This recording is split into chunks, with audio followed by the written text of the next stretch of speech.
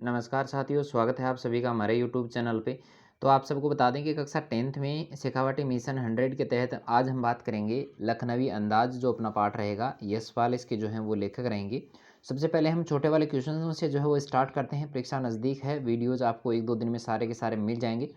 चलिए, पहला हमारा यहाँ पर जो प्रश्न रहता है कि लेखक ने सेकंड क्लास का टिकट क्यों खरीदा। तो लेखक ने देखो अपनी नई कहानी के कथ्य के बारे में एकांत में सोचने के इरादे से जो है वो सेकंड क्लास के डिब्बे को चुना था। और सेकंड क्लास के डिब्बे में भीड़ भी नहीं होती है, वह प्राकृतिक दृश्य का आनंद लेने के लिए वह डिब्बा उन्होंने जो है वो चुना था। चलिए, हमारा प्रश्न नंबर 2 जो रहेगा कि लखनवी अंदाज व्यंग्य में लेखक ने किस पर कटाक्ष किया है। तो लेखक ने यहाँ पे जो है यथार्थ की उपेक्षा करके बनावटी जीवन शैली अपनाने वाले पतनशील जो सामंती वर्ग है उस पर यहाँ पर कटाक्ष किया है।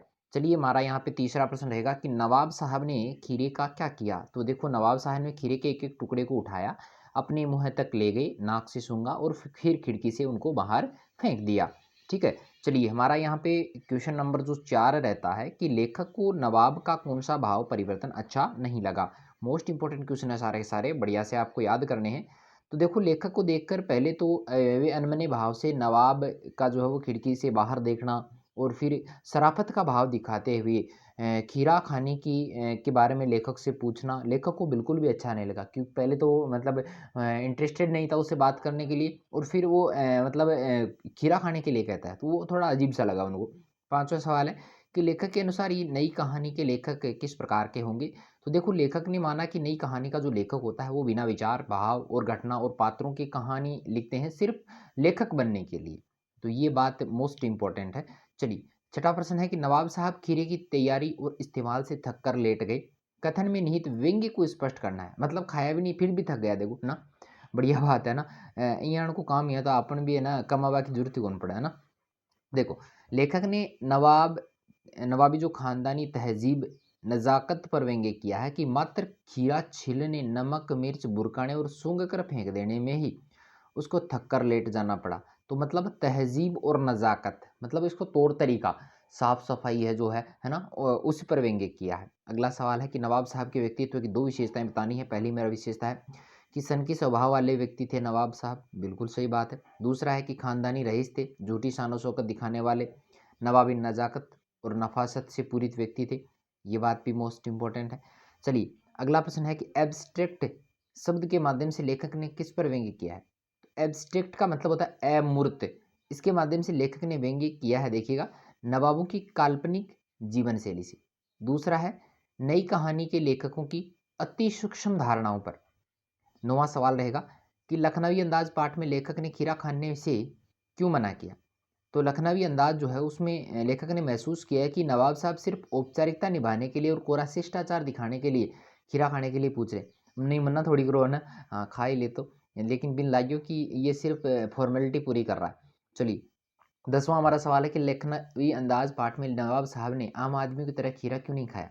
तो ये तो प्रश्न आता होगा आपको कि लेखक ने अपनी नवाबी शान, खानदानी तहजीब, लखनवी नफासत, ये कुछ उर्दू के शब्द हैं, इनको थोड़ा सा बढ़िया से याद कीजिएगा, नज़ाकत दिखाने के लिए जो है वो खीरा आम आदमियों की तरह उन्होंने नहीं खाया, कि देखो सौ बड़ो रईस वही है और कोई को नहीं है ना इस धरती पर। चलिए, लेखक ने नई कहानी का लेखक किसे कहा है, लखनवी अंदाज पाठ के आधार पर बताना है। तो लेखक ने नई लखनवी अंदाज पाठ में जो है वो नज़ाकत और नफासत करने वालों को जो है वो नई कहानी का लेखक कहा है।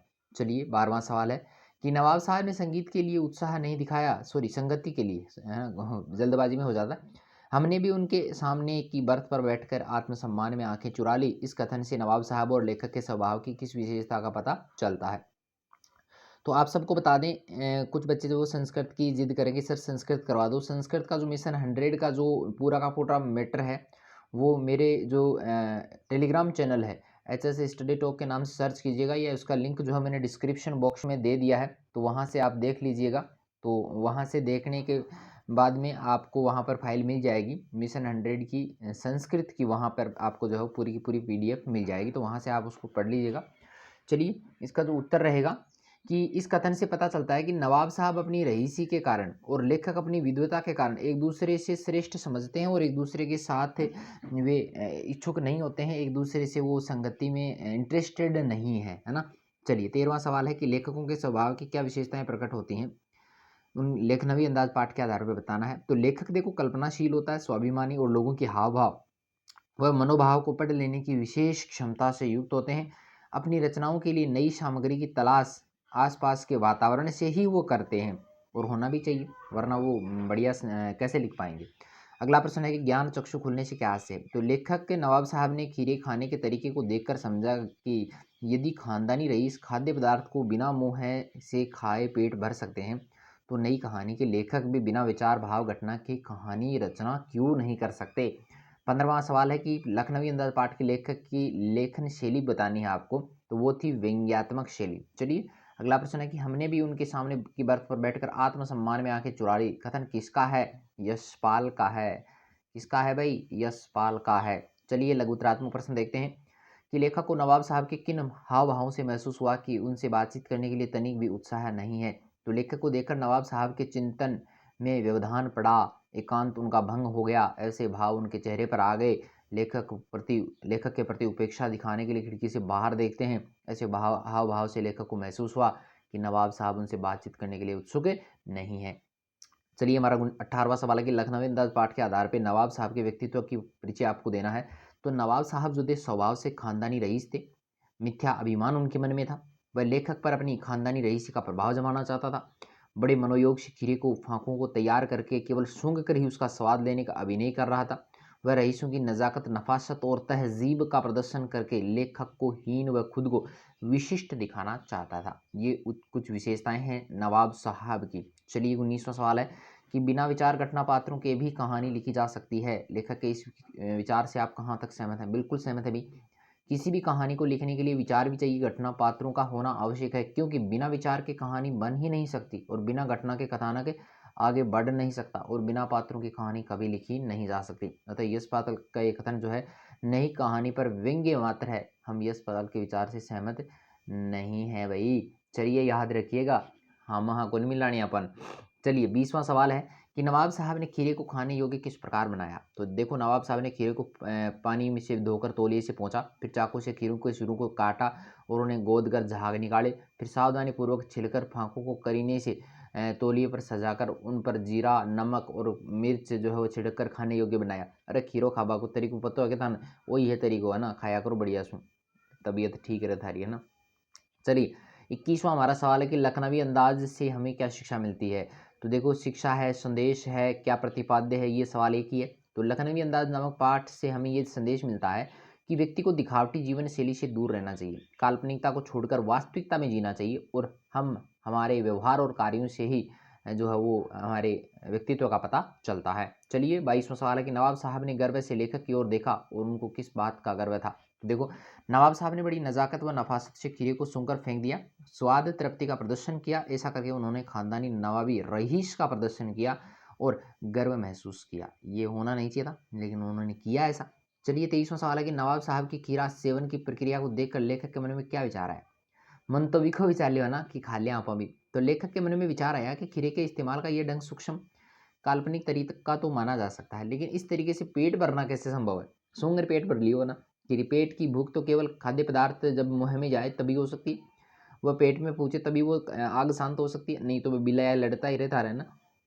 चलिए 24वां सवाल है हमारा कि नवाब साहब ने लेखक से दोबारा खीरा खाने का आग्रह क्यों किया होगा। तो लेखक के डिब्बे में प्रवेश करते समय नवाब साहब ने दुआ सलाम करने की साधारण शिष्टता भी नहीं दिखाई थी। पहली बार जीरा खाने को कहना केवल दिखावा था और अपनी अशिष्टता को छिपाने का। दूसरी बार लेखक से खीरा खाने में जीरा नहीं सज्जनता का पुष्ट था, लेकिन इसका कारण शायद ये था कि दूसरे व्यक्ति की उपस्थिति में खीरा खाना शिष्टता के खिलाफ था। एक दो बैठे बैठे खाए, दूसरा ने पूछना जरूरी है भाई, है ना, एकला मना खाया करो। चलिए यहाँ पे लेखक परिचय है यशपाल का, आप बढ़िया से इसको देख लें, मोस्ट इम्पोर्टेंट है कवि परिचय अपने लिए, तो ध्यान से देखिएगा। तो हिंदी के प्रमुख कहानीकारों में यशपाल का जन्म 3 दिसंबर 1903 को पंजाब के फिरोजपुर छावनी में हुआ था। 1921 में मैट्रिक परीक्षा उत्तीर्ण की, स्वदेशी आंदोलन में भाग लिया, अमर शहीद भगत सिंह के साथ रहे और भारतीय स्वतंत्रता आंदोलन में भी भाग लिया। साहित्य सेवा प्रतिभा से प्रभावित होकर भारत सरकार ने इन्हें पद्म भूषण से सम्मानित किया। और यशपाल के लेखकन की विधा जो है उपन्यास है और यहाँ पे इनकी प्रमुख कहानियाँ हैं, देखो ज्ञानदीप है, तरक का तूफान, पिंजरे की उड़ान, फूलों का कुर्ता। उपन्यास भी हैं, दादा कामरेड, झूठा सच, दिव्या, तेरी मेरी, उसकी बात। और देहावसान है 26 दिसंबर सन 1976 को। याद रखिएगा, कुछ व्याख्याएं भी यहाँ पे हैं, मोस्ट इंपॉर्टेंट हैं कि हम गौर कर रहे थे क्यों नहीं बन सकती, यहाँ तक आपको इसकी व्याख्या याद करनी है। सबसे पहले संदर्भ लिखना है, उसके बाद में प्रसंग, उसके बाद में व्याख्या आपको करनी है। व्याख्या में ज़्यादा बढ़ा चढ़ा के नहीं लिखना है भाई, विशेष आपको बढ़िया तरीके से करना है। और यहाँ पे इसकी भी व्याख्याएं हैं, देखिएगा कि थाली बैठे कल्पना करते सफ़ेद पोष के सामने खीरा कैसे खाएं, यहाँ पर ये भी मोस्ट इंपॉर्टेंट है। इसके अलावा निबंधात्मक प्रश्न भी हैं एक दो, याद देख लेते हैं क्या है। देखिएगा कि लखनऊ की नवाबी नस्ल के एक सफ़ेद पोष सज्जन, इन शब्दों से लेखक ने क्या व्यंग्य किया है। तो लेखक ने देखो लखनऊ के उन लोगों पर व्यंग्य किया है जो खुद को किसी नवाबी खानदान का वंशज मानते हुए आम आदमियों से श्रेष्ठ मानते हैं। इनकी बोलचाल वेशभूषा में अभी भी वही नज़ाकत नफासत का दिखावा प्रकट होता है। खानदानी रईसी के अभिमान रखने की मानसिकता पर उन्होंने व्यंग्य किया है। उनके आचरण में दिखावटीपन प्रकट होता है, वे खुद को आम आदमियों से श्रेष्ठ समझते हैं और नवाबी स्तर के से कम का कोई काम करते देखे जाने पर ये लोग परेशान हो जाते हैं। अतः लेखक ने इन शब्दों का प्रयोग किया है। चलिए यहाँ पे अगला प्रश्न है कि इस कथन की जो लखनवी अंदाज है, कथन की शीर्षकता पर कहानी की जो यहाँ पे जो पाठ का जो नाम है उसके उसकी सार्थकता पर अपने को दो शब्द लिखने हैं। तो देखिएगा कि यहाँ पर कहा गया है कि लेखक यशपाल ने एक लखनवी नवाब साहब के खीरे के इस्तेमाल के लखनवी अंदाज को अपनी कहानी का मुख्य विषय बनाया है। नवाब साहब खीरे को सूंघकर ही उसका स्वाद का आनंद प्राप्त कर लेते हैं और डकार लेने के पेट भर जाने का दिखावा भी करते हैं। लेखक ने खानदानी रईसी के इन दिखावों पर व्यंग्य किया है, साथ ही इनके माध्यम से नई कहानी के लेखकों पर भी कटाक्ष किया है कि बिना विचार घटना और पात्रों की कहानी लिखने से उनको नई कहानी के लेखकों का लखनवी अंदाज ही उनको माना है। और इस प्रकार लखनवी अंदाज जो शीर्षक है वो कहानी के कथ्य और उद्देश्य को पूरी तरह से प्रकट कर रहा है, पूरी तरह से वो सार्थक है, अतः ये सर्वथा उपयुक्त भी रहेगा। तो ये समझ में आया होगा। आपके अगला अपना जो पार्ट रहेगा वो मानवीय करुणा की दिव्य चमक रहेगा, सर्वेश्वर दयाल सक्सेना का। जल्दी ही हम वीडियो अपलोड कर देंगे, ज़्यादा समय इसमें नहीं लगाएंगे।